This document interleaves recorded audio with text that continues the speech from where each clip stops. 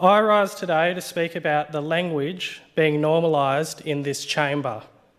Yesterday, Minister Jinson Charls said, "I will repeat what I said earlier, which got me into trouble. Telling lies again and again will not make it true."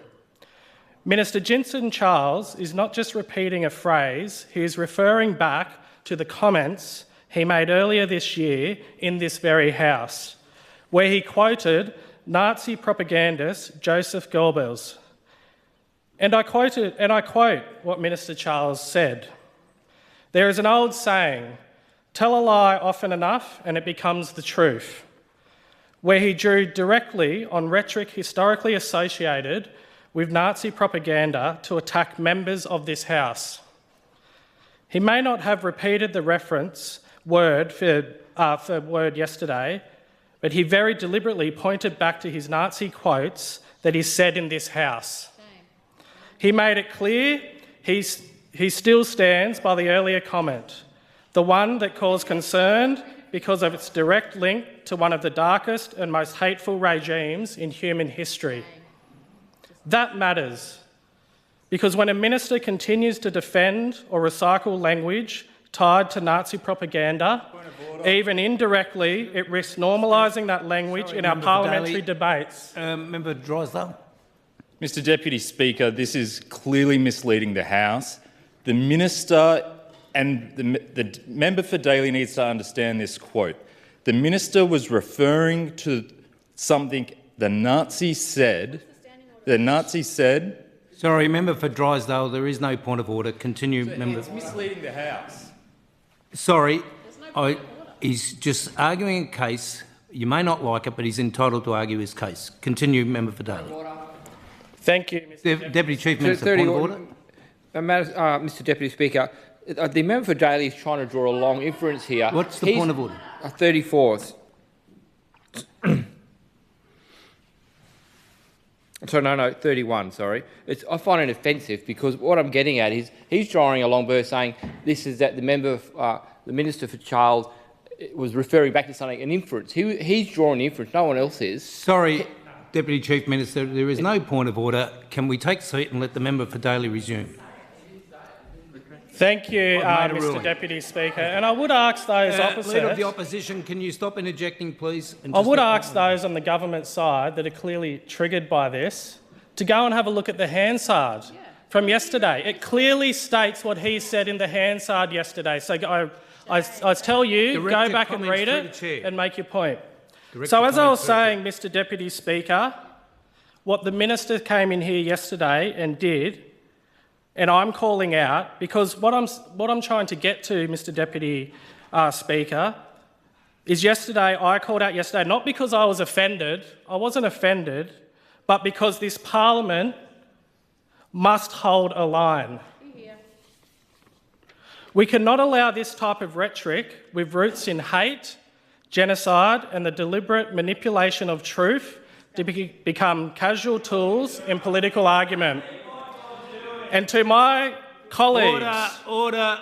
Let the member for Daly be heard in silence, please. Thank you. And to my colleagues, regardless of party, regardless if you sit in government, opposition, the crossbench, none of us should accept this as normal. Nazi references don't just stay here. They are repeated on our streets, which can set a very dangerous precedent. We owe our communities, our multicultural communities, Aboriginal communities, survivors and descendants of survivors, better than what we have been hearing from Minister Jinson Charls. This is not about politics, it's about responsibility. It's about leadership. And it's about ensuring that the Northern Territory Parliament never becomes a place where references to Nazi ideology are brushed off, defended, or recycled without consequence. What concerns me is that the Minister didn't just use the line, and I quote, "telling lies again and again will not make it true." He linked it back to the comments he made earlier in the year where he drew on rhetoric associated to Nazi propaganda. That kind of language has no place in our parliament, directly or indirectly. Once we start normalising it, we lower the standards for everyone. Thank you, Mr Deputy Speaker. Member for Daly. Thank you, Mr Deputy Speaker. And it is time for a brutal history lesson for the member for Daly, for anybody else in the Labor Party or the crossbench that wants to continue this utter falsity of an attack on Minister Charles. The attack for simply stating a plain truth, Mr Deputy Speaker, says more about their tactics than his integrity. Repeating a lie does not make it true. It has become a phrase that represents the democratic values that we must defend. And why? Because the National Socialist Party, the Nazis that the member for Daly referred to, said the exact opposite. So when Minister Charles says, do not repeat a lie, it doesn't make it true, he's going directly against that ideology. And for the member for Daly to stand in here and somehow attack that says far more about the beliefs of the member for Daly. This is the man who the Labor Party has put second in command, a man who stood in this chamber and said he would ban protests. He stood in this chamber and said he would ban protests if they did not agree with him. He then attacks a minister if they say what the Nazi Goebbels, who was the propagandist who sent 6 million Jews, he stirred up the hatred with his lies that got 6 million Jews sent to death. And when one of our ministers says that what his lies did is wrong and it will never be truth, decides to attack him, well, the member for Daly needs to have a very hard look at himself and his philosophical ideologies. And there's a common thread, Mr Deputy Speaker.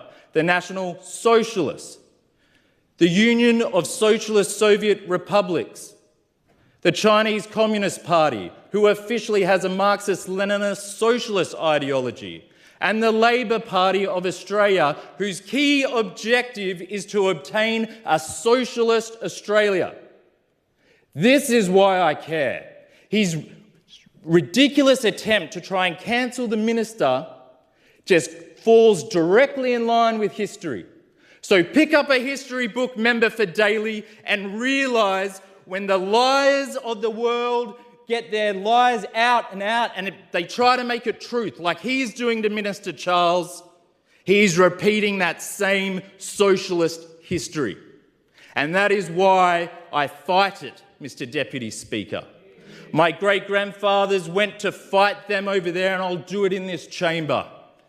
It is an utter disgusting low point to be trying to link him to that regime when he is saying, do not do it, do not repeat the mistakes they made, do not lie and lie until it sticks, because horrible things happen in the world. The socialists killed over 100 million people last century, and that's not including the wars they started.